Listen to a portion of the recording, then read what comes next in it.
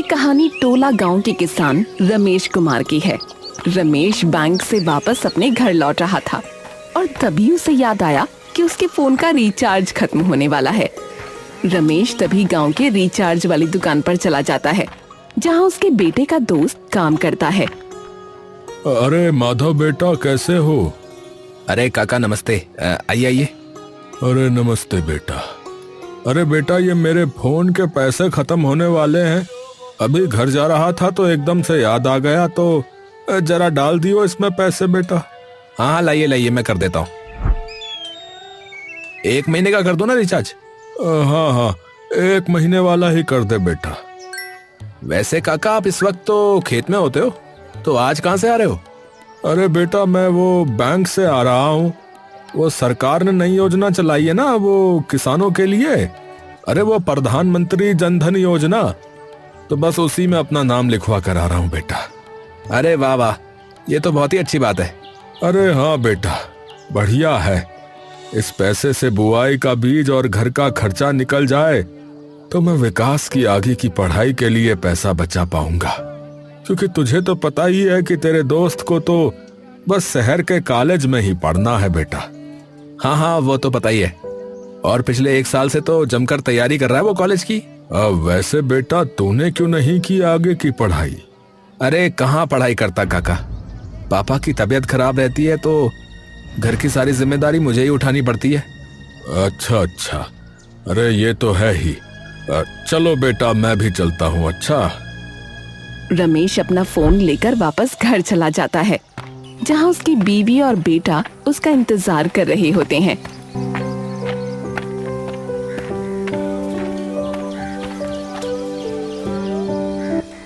आ गए पापा? लिखवा है नाम? हाँ हाँ भाई, लिखवा आया। अरे वाह विक्कू, अब तो तेरे कॉलेज के लिए पैसे हो ही जाएंगे। हाँ। अरे पर उससे पहले पेपर तो दे आ कॉलेज का। पहले तेरा नाम आएगा, उसके बाद फीस देनी होगी। अरे उसकी चिंता मत करो पापा, मैंने इतनी अच्छे से पढ़ाई की हुई है कि नाम तो आ ही जाएगा। चलो फिर ठीक है। कुछ दिनों बाद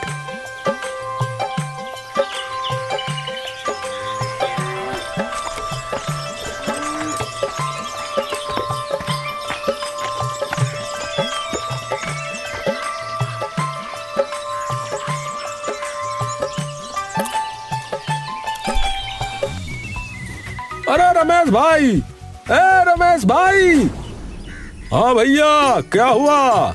अरे फोन आ रहा भैया तुम्हारा। अरे किसका भैया, जरा पढ़ना। अरे बस नंबर आ रहा है, नाम नहीं है।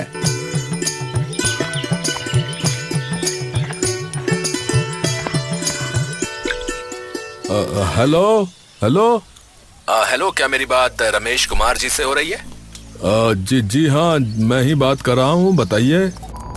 जी देखिए, मैं जिला कृषि विभाग से बात कर रहा हूँ। क्या आपने प्रधानमंत्री जनधन योजना के लिए अपना नाम लिखवाया था? जी जी जी हाँ, लिखवाया था जी। पर हुआ क्या? घबराइए मत, बस एक छोटा सा वेरिफिकेशन करना है। आपके मोबाइल पर अभी एक नंबर आएगा, वो मुझे पढ़कर बता दीजिए। बस फिर आपका खाता इस योजना में जुड़ जाएगा। अच्छा अच्छा, बताइए। जी, आपके फोन पर एक नंबर आया होगा, क्या आप मुझे वो बता सकते हैं? रमेश अपना फोन देखता है। 1 मिनट भैया, 1 मिनट। हाँ हाँ हाँ, आया है। 4 नंबर लिखे हैं भैया, 4 नंबर हैं। हाँ जी, वही। रमेश उस अधिकारी को वो नंबर बता देता है। जी धन्यवाद आपका। कुछ ही देर में आपका बैंक खाता योजना में ऐड कर दिया जाएगा। जी जी। रमेश वापस अपने घर आता है।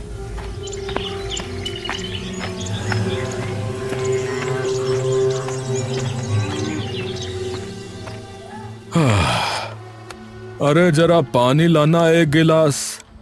अभी लाई जी। तभी रमेश का फोन बज पड़ता है। अरे अब क्या आ गया? रमेश अपनी जेब से फोन निकालता है और देखता है कि उसके फोन पर एक मैसेज आया है। अरे ये क्या आ गया?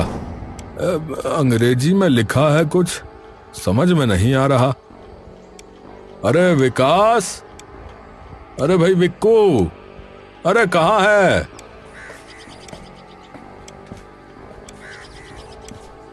हाँ पापा।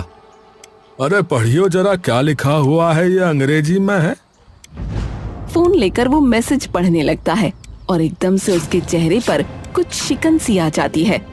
पापा, आपने अपने खाते से किसी को पैसे भेजे थे क्या? है? नहीं तो, मैंने तो किसी को पैसे नहीं भेजे। मैं क्यों भेजूंगा भला पैसे? इसमें तो लिखा है कि आपने किसी के खाते में 80,000 रुपए भेजे हैं। रमेश के हाथ पैर बुरी तरीके से कांपने लगते हैं। क्या? पर ऐसा कैसे हो सकता है बेटा? मैंने तो किसी को नहीं भेजे पैसे। मैंने किसी को नहीं भेजे पैसे बेटा। तभी मीना वहां आ जाती है। क्या हुआ? आप ऐसे कांप क्यों रहे हैं?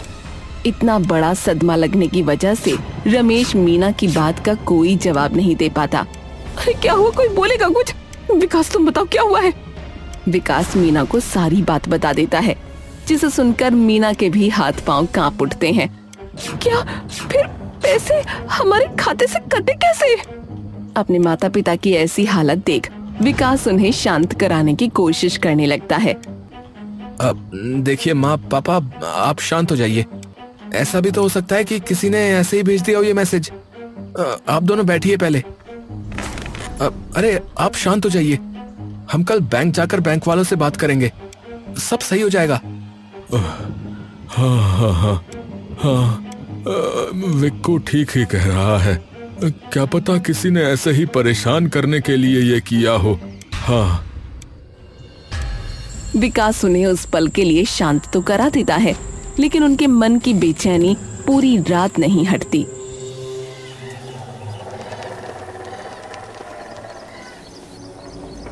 और अगली सुबह होते ही विकास और रमेश तुरंत बैंक चले जाते हैं। जी बताइए। जी हमें पूछना था कि कल मेरे पापा के फोन पर ना एक मैसेज आया था कि उनके खाते से ना कई रुपए कटे। तो बस वही पूछना था कि क्या सच में पैसे कटे, क्योंकि मेरे पापा ने तो किसी को भी पैसे नहीं भेजे और ना ही निकाले। बैंक कर्मचारी कुछ देर के लिए उन्हें गंभीरता से देखता रहता है। अपना खाता नंबर बताइए, मैं देखता हूँ। रमेश अपना खाता नंबर बता देता है। बैंक कर्मचारी खाता नंबर अपने कंप्यूटर में डाल देता है और कुछ देर तक उसी कंप्यूटर की तरफ गंभीरता से देखता रहता है। क्या हुआ भाई साहब? जी हाँ, कल आपके खाते से 80,000 किसी को भेजे तो गए। यहाँ तो डेबिट दिखा रहा है। ये सुनते ही रमेश बुरे तरीके से टूट जाता है। क्या? नहीं, हे भगवान, ये क्या हो गया? अब हमारा क्या होगा? हमारे पास तो ले दे कर बस इतने ही पैसे थे।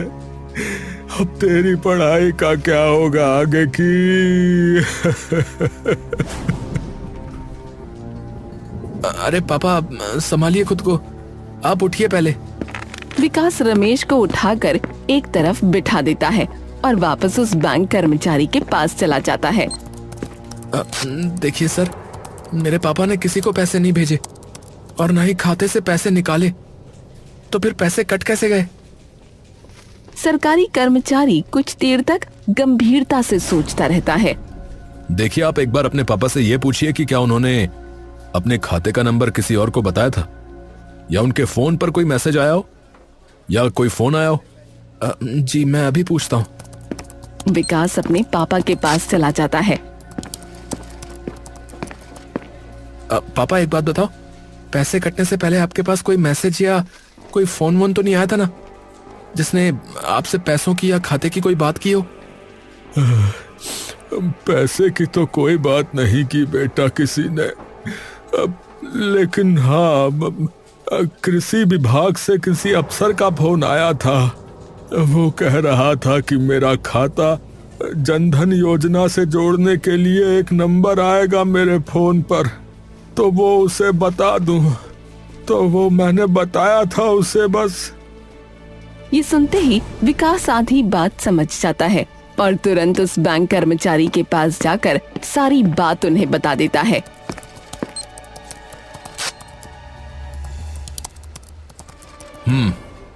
किसी ने इनके साथ ना स्कैम कर दिया है। आजकल देश भर में ये किसानों के साथ बहुत हो रहा है। ज्यादातर किसान इतने पढ़े लिखे होते नहीं है, तो लोग उनके भोलेपन का फायदा उठाकर इसी तरीके से उनसे पैसे निकलवा लेते हैं। तो सर अब क्या करें?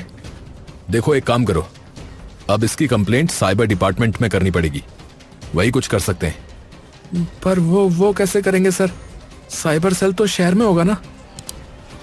उसकी चिंता मत करो। सबसे पहले तो गांव के ही पुलिस स्टेशन में जाओ और इसकी रिपोर्ट दर्ज कराओ। कंप्लेंट दर्ज होने के बाद पुलिस अपने आप ये केस साइबर वालों को भेज देगी और वे तुरंत जांच पड़ताल शुरू कर देंगे। विकास तुरंत रमेश को लेकर थाने चला जाता है और रिपोर्ट दर्ज करा देता है। ठीक है जी, मैंने कंप्लेंट लिख ली है, पर कुछ चीजें अगर आप बता सकते हो तो अच्छा होगा। जी सर बताइए। क्या आपके पास अभी भी वो नंबर है जिससे वो कॉल आया था? जी इंस्पेक्टर साहब, मेरे फोन पर ही आया था कल सुबह जब मैं खेत पर था। ठीक है, वो नंबर बता दीजिए हमें। रमेश उन्हें वो नंबर लिखवा देता है। उस इंसान ने अपना नाम या कुछ और बताया था आपको? नहीं इंस्पेक्टर साहब, और कुछ तो नहीं बताया उसने, बस इतना ही कहा था कि वो कृषि विभाग से बात कर रहा है। ठीक है, हमें जैसे ही कुछ पता लगता है तो हम आपको तुरंत बताएंगे। आप लोग जा सकते हैं अभी। रमेश और विकास सर झुकाकर वापस आ जाते हैं।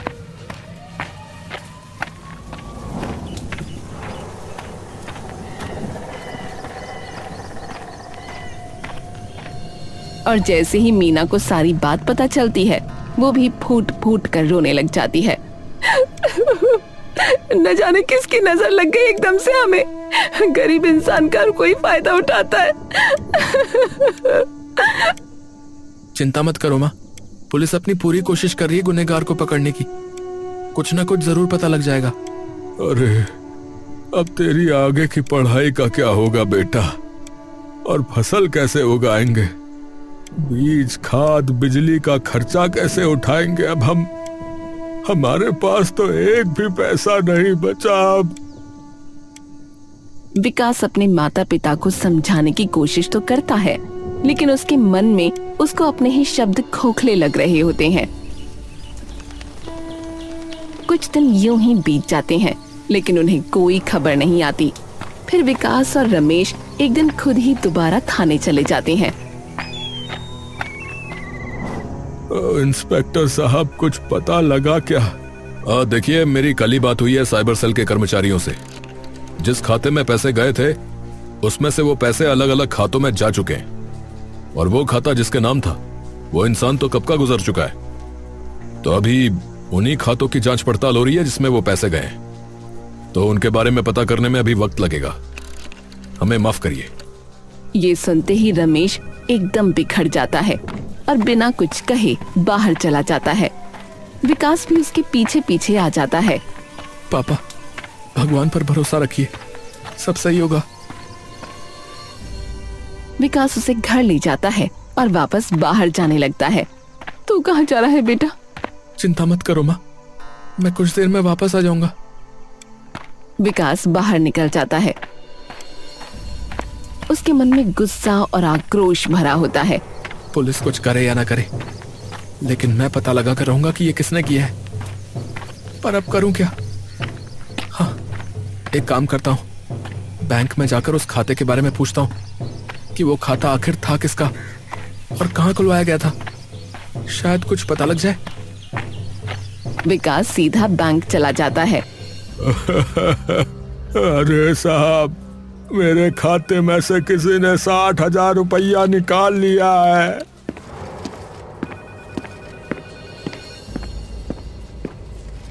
अरे राधे चाचा, क्या हुआ? अरे विकास बेटा, अरे मैं तो बर्बाद हो गया। अभी थोड़ी देर पहले ही मेरे बैंक खाते से किसी ने 60,000 रुपया निकाल लिया है बेटा। मुझे तो समझ नहीं आता कि मैं क्या करूं। 1 महीने के बाद बेटी का ब्याह है, कहाँ से लेकर आऊंगा इतने पैसे?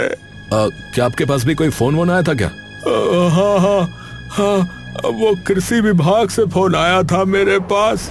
कह रहे थे कि मेरी फसलों का बीमा करवाने के लिए वो नंबर चाहिए, ताकि अगर मेरी फसल बर्बाद भी हो जाए तो उसका मुआवजा मुझे मिल जाएगा। तो मैंने बता दिया साहब, मेरे फोन पर एक नंबर आया हुआ था। आप सही कह रहे हैं। इनके साथ भी वही हुआ है जो तुम्हारे पापा के साथ हुआ है। क्या हुआ है? क्या हुआ है ऐसा? बैंक कर्मचारी राधे को सारी बात बता देता है। ये सुनकर राधे सदमे में आ जाता है। चाचा, बिल्कुल चिंता मत करो, मैं आपके पैसे वापस लेकर आऊंगा।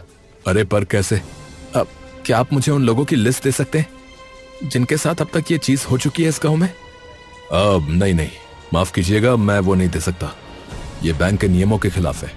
हम कस्टमर की निजी जानकारी नहीं दे सकते किसी को भी। देखिए, आप मेरी बात समझिए। अगर हमारे पैसे नहीं मिले तो हमारा बहुत नुकसान हो जाएगा। मैं अपनी पढ़ाई नहीं कर पाऊंगा, ये अपनी बेटी का ब्याह नहीं करवा पाएंगे, और न जाने कितने लोगों का और भी नुकसान हो रहा होगा। आप बस एक बार मुझे उन सब का नाम दे दीजिए और मैं किसी न किसी तरह से पता लगा लूंगा कि ये सब कौन कर रहा है। बैंक कर्मचारी कुछ देर सोचता रहता है।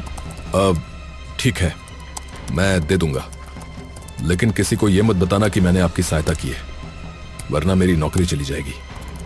अब आप बिल्कुल चिंता मत कीजिए। बैंक कर्मचारी विकास को वो लिस्ट दे देता है।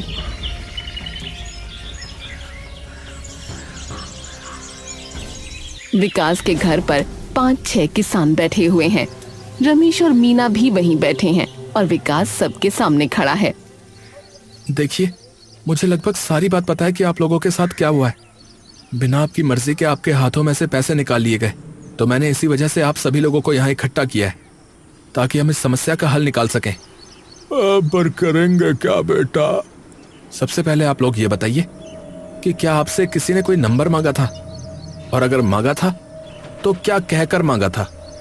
अरे भाई, मैंने ट्रैक्टर खरीदने के लिए सरकार की जो वो सब्सिडी वाली योजना नहीं होती है, उसमें आवेदन किया था। तो एक आदमी का फोन आया था। अब वो कहने लगा कि कृषि दफ्तर से बोल रहा हूँ और तुम्हारे आवेदन की जांच चल रही है। बोला कि बस आखिरी वेरिफिकेशन बाकी है और अभी तुम्हारे फोन पर एक नंबर आएगा, तो वो नंबर मैं बता दूंगा तो जांच पूरी हो जाएगी। और मेरे साथ तो पता ही है बेटा तुझे कि क्या हुआ। विकास कुछ देर तक बिल्कुल शांत हो जाता है। क्या हुआ बेटा? पापा, सबके साथ लगभग एक ही तरीके से स्कैम हुआ है।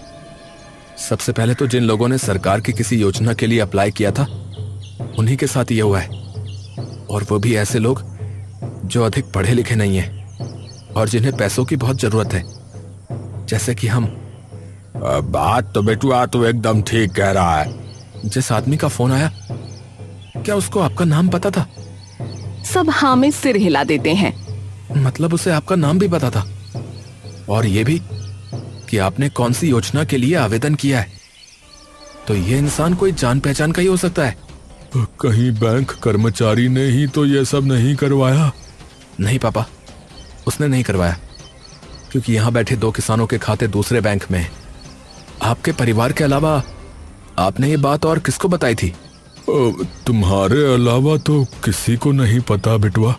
हाँ भैया, मेरी जोरू को ही पता है बस। मैंने भी अपने परिवार के अलावा किसी को नहीं बताया। मैंने भी नहीं, और मैंने भी नहीं बताया किसी को।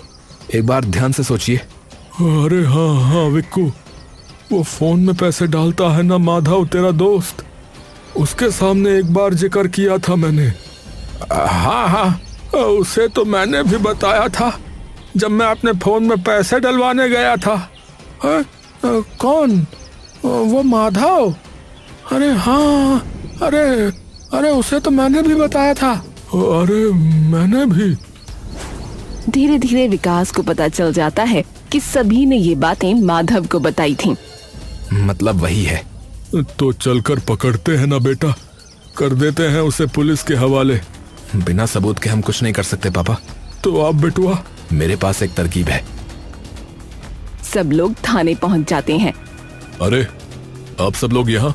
हमें पता लग चुका है इंस्पेक्टर साहब कि ये कौन कर रहा है, लेकिन इसे साबित करने के लिए हमें आपकी सहायता चाहिए। हाँ बताइए, बिल्कुल सहायता करेंगे, बताइए।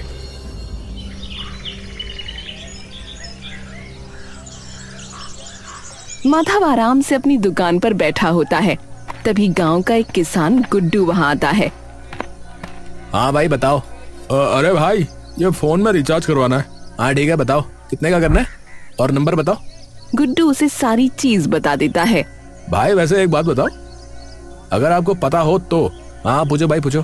भाई वो मैंने सरकार की जनधन योजना में ना अपना नाम लिखवाया था, तो जब उसके पैसे आते हैं सरकार की तरफ से तो मुझे इस फोन पर पता लग जाएगा कि पैसे आ गए। माधव एकदम से गुड्डू की तरफ देखता है। हाँ, मैसेज आ जाता है बैंक वालों का।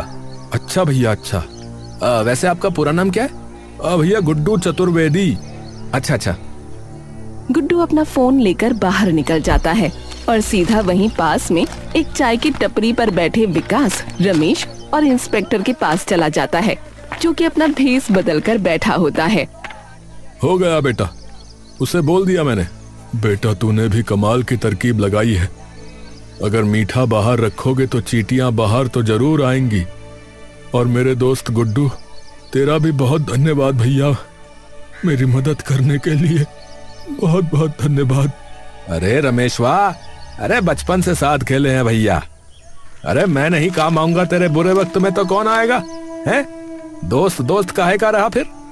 बस अब वो जरूर कुछ करेगा। वो लोग कुछ देर तक वहीं बैठे रहते हैं। तभी माधव अचानक अपनी दुकान बंद करके कहीं जाने लगता है। इतनी दोपहर में ये कहाँ जा रहा है दुकान बंद करके? चलो उसके पीछे।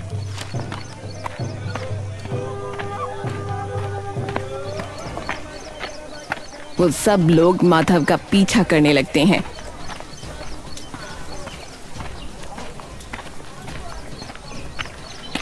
माधव कुछ देर चलता रहता है और फिर एक छोटे से घर के अंदर घुस जाता है।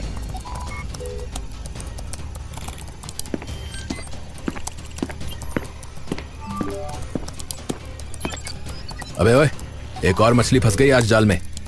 नाम है गुड्डू चतुर्वेदी। जनधन योजना के लिए नाम लिखवाया है। हाँ बता, नंबर उसका बता, मैं भेजता हूँ उसे ओटीपी तब तक। माधव तुरंत गुड्डू को फोन लगा देता है। दूसरी ओर वहीं छुपे हुए गुड्डू का फोन भी बज पड़ता है। बस इतना सबूत बहुत है। इंस्पेक्टर तुरंत फोन करके बाकी पुलिस वालों को वहां बुला लेता है। माधव और उसके साथी को गिरफ्तार करके थाने ले जाते हैं। थाने में वो सब किसान और लोग मौजूद होते हैं जिनके साथ माधव ने ये स्कैम किया था। अरे मैं तो तुझे बेटा बेटा बुलाता रहा। अरे तुझे शर्म नहीं आई ये करते हुए? ऊपर से भोला बनकर दिखाता था कि मेरे पापा बीमार हैं, इसलिए घर की जिम्मेदारी मेरे ऊपर है। गलती हो गई, माफ कर दीजिए, गलती हो गई। ए लड़के, इस गलती की माफी नहीं मिलती, सजा मिलती है, समझे? पर इंस्पेक्टर साहब, हमारे पैसों का क्या होगा? चिंता मत कीजिए, पहले तो हम इससे पूछताछ करेंगे। अगर इसके पास अभी भी पैसे होंगे तो यहीं से आप सभी के खातों में वापस भेज दिए जाएंगे, और अगर नहीं हुए तो बैंक से बात करके भी आपके पैसे आपको दिलवा दिए जाएंगे। ये सुनते ही सब लोगों के दिल में थोड़ी ठंडक पड़ जाती है। कुछ दिनों में उनके पैसे वापस उनके खातों में आ जाते हैं।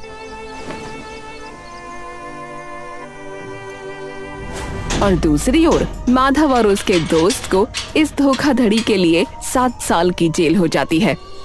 इस घटना से सीख लेकर विकास गांव वालों को साइबर स्कैम से सावधान करने लगा और उन्हें समझाने लगा कि ओटीपी या बैंक की जानकारी किसी अनजान व्यक्ति को कभी न दें।